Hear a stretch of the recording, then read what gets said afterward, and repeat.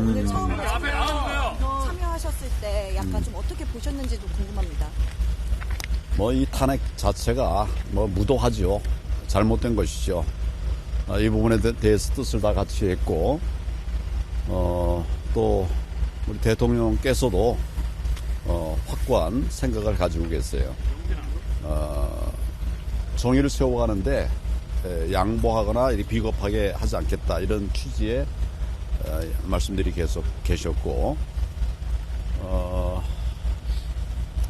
조금 예민한 부분들은 내가 말고 우리 여기 팀들이 있으니까 그 팀에서 얘기하는 게 좋을 것 같아요. 합류하시게 된 이유를 조금 더 구체적으로 말씀해 주실 수 있어요? 첫째는 나라를 살려야 되잖아요. 대통령이 무너지면 나라 무너지는 겁니다. 둘째로는 대통령이라는 이유로 억울한 일을 당해서는 안 돼요.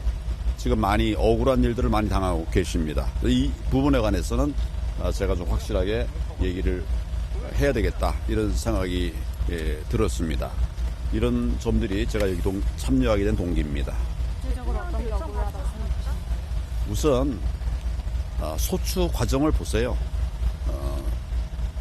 공수처는 수사권도 없습니다. 내란죄 수사권도 없어요. 그런 사람들이 수사를 했고, 또 본인이 수사를 못하니까 뭐 옆에 사람들도 데려다가 뭐 이런 공조 본인이 뭐지 만들어가지고 해서 우선 수사부터가 출발부터 잘못됐고, 또 구속하는 단계도, 구속하는 것들도 아주 정말 불법적이라고 나는 봅니다. 무슨 수사권이 없는 사람이 했고, 그 다음에 그 내용 자체도 우선 맞지 않는 얘기를 하고 있고, 저는 사실은 이제 수사에서는 기본적으로 불구속 수사가 원칙입니다. 형사사법의 원칙은 불구속 수사예요. 대통령이라고 해서 구속한다? 이거는 뭐 정의롭지 못한 일이고 맞지 않는 일입니다. 우리 법에도 맞지 않는 일이에요. 이런 것에다가 이어서 지금 이제 기소가 되어 있는데, 기소가 되어 있는 이 하나하나가 사실은 저는 뭐 굉장히 다 문제를 삼을 수밖에 없는 이런 것들이 많이 있어요. 그래서 우선 내란이냐, 이게 내란만 아니라고 생각합니다. 내란이라고 하는 거는 국헌을 문란할 목적범이거든요. 대통령이 무슨 국헌을 문란합니까? 폭동도 없었어요. 여러분 다 보셨지만 이런 것들이 다 잘못된 것이라고 저는 보기 때문에, 그래서 대통령의 억울한 점들을 지켜내고 그것이 곧 나라를 지키는 것이라 생각하고 제가 변호인단에 합류를 하게 되었습니다. 그 배경에 부정선거 관련한 것도 있을까요? 부정선거도 있죠. 대통령 자신이 부정선거에 대한 어떻게 보면 이번 이제 계엄의 핵심 중에 하나가 본질이 뭐냐를 따져보면 그건 부정선거가 하나의 중요한 출발점이 되었습니다.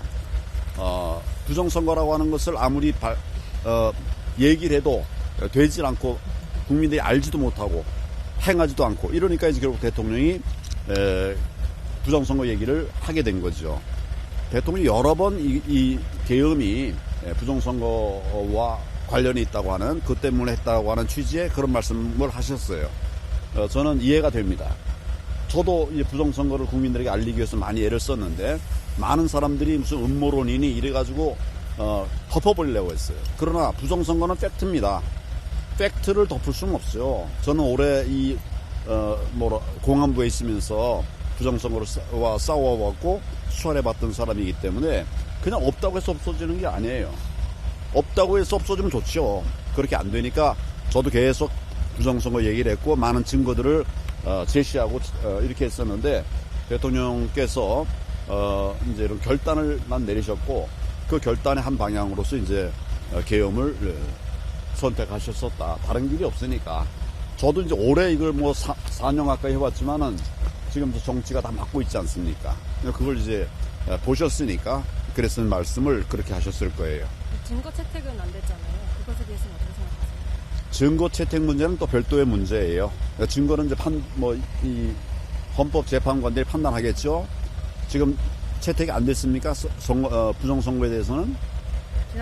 난 어제 들어와서 오늘 들어와서 잘 모르겠어요. 그러나 증거 채택이 안 된다 하더라도 얼마든지 참고 자료를 낼 수 있는 것들이 있어요. 그리고 제정신이라고 하면 이 내용을 보면 그냥 넘어갈 수 없습니다. 혹시 아까 박준섭 비서관 증인신문 할 때 대통령께서 자리를 누구?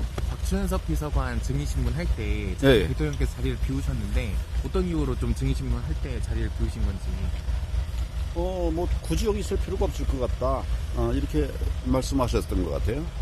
본인에 대한 탄핵 심판 결론인데 있을. 아니 뭐 물론 탄핵이지만 아마 아까 그 경제실장 경제수 네. 얘기하는 거죠. 그냥 뭐 다 이해가 되니까 서로 이해가 되니까 뭐 굳이 있을 필요 없다 생각하셨겠죠. 네, 오래 힘드시니까.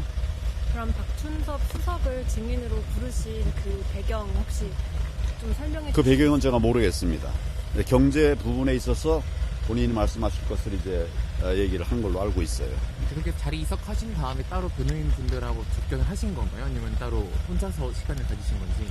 아니 우리하고 접견하고 뭐 이런 건 다 끝난 다음에 만났죠. 지금 다 끝난 다음에. 예.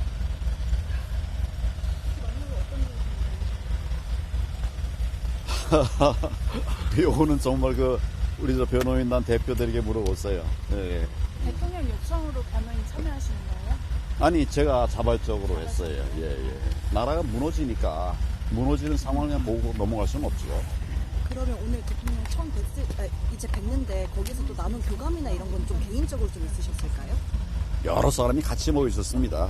10명, 20명 가까이가 모여 있었기 때문에 개인적인 교감을 주고받을 일은 아니지만 그러나 이심 전심이라고 하는 게 있지 않습니까? 그래서 뜻을 같이 했기 때문에 나왔고요.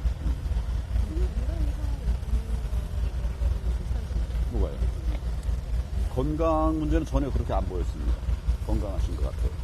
총리님 그 서부지법 사태 무료 변론 제공하시는 거 예, 예. 전직 총리로서 좀 법치주의를 존중하지 않으시는 거 아닌지. 법치주의의 한 틀은 따뜻함도 있어요.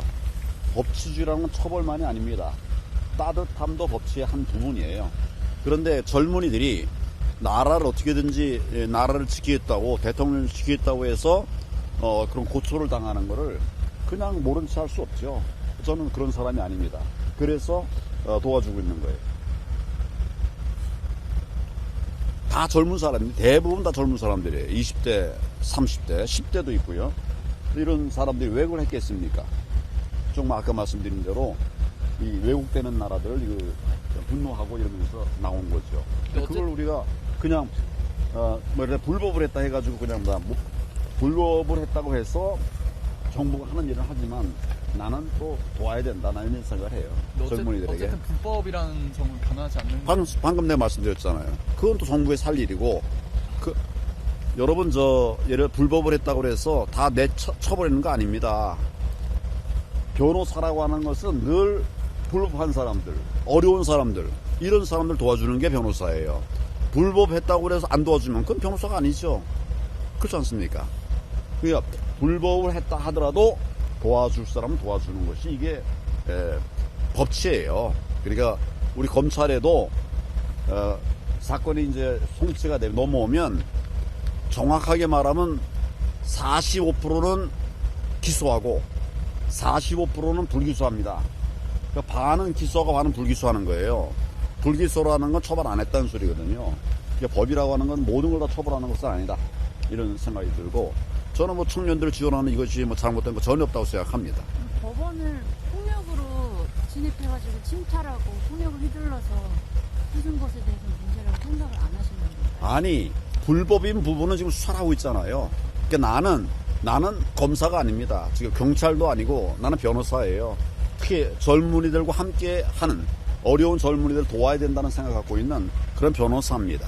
그러니까 나는 내 역할을 하는 거고 또 경찰이나 뭐 이런 데는 또 거기 본인들의 역할을 또 하는 거고 그런 거죠. 이번 서부지법 사태는 그럴만했다라고 보시는 거예요? 뭐 저는 청년들의 분노를 이해합니다.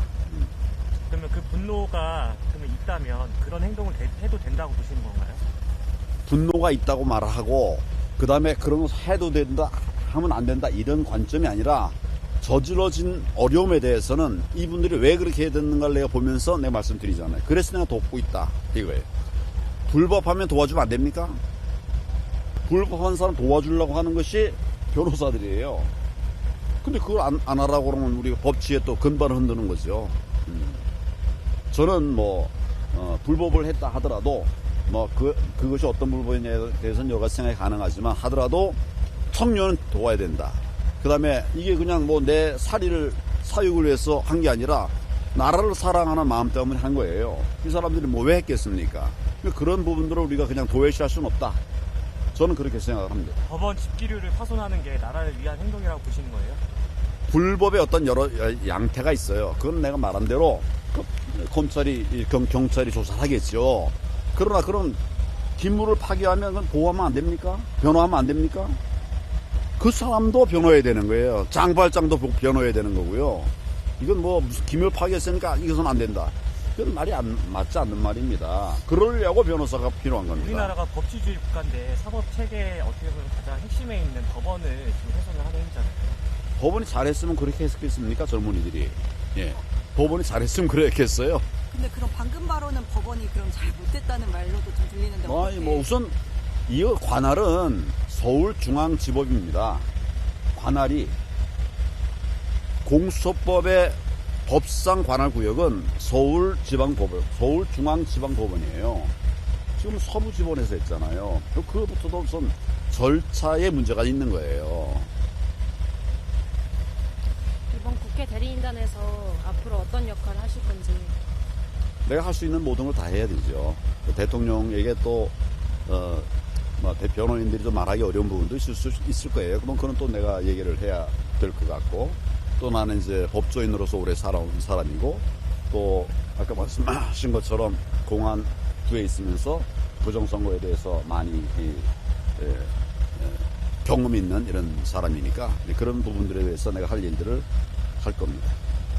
이번 변호인단 합류가 그황 전 총리님 뭐 정치적인 복귀를 위한 좀 부선이나 이런 건 아닌지 좀 여쭙고 싶습니다. 여러분이 판단해 보세요. 정치를 위해서 하려면 하겠습니까? 네, 그게 아니고 말 그대로 전 대통령을 지켜야 된다. 그것이 나라를 지키는 일이다. 여기에 전 방점을 두고 경호 활동을 앞으로 할 겁니다. 그래, 감사합니다. 우리가 젊은이들도 젊은이들에 대한 생각들이 부족하네.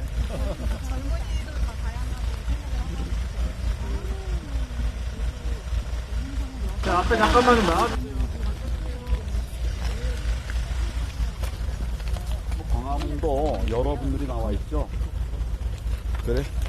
광화문에도 여러분들이 많은 분들이 나와 계시죠. 그분들도 또 나라 사랑의 마음으로 오셨다라고 저는 생각을 해요. 저는 도울 분도 돕고, 전 저대로 또 장외 투쟁도 하고, 또 부정선거를 막기 위한 여러 전문가들하고 같이 이야기도 하고, 백서도 준비하고 있고, 뭐 이렇게 하고 있습니다. 광화문이 나쁜 거 아니죠? 광화문 나쁘다고 생각하는 사람 있습니까? 저는 광화문이 굉장히 의미가 있다고 생각합니다. 그래요. 수고들 하세요. 네, 수고들 하세요. 수고하세요.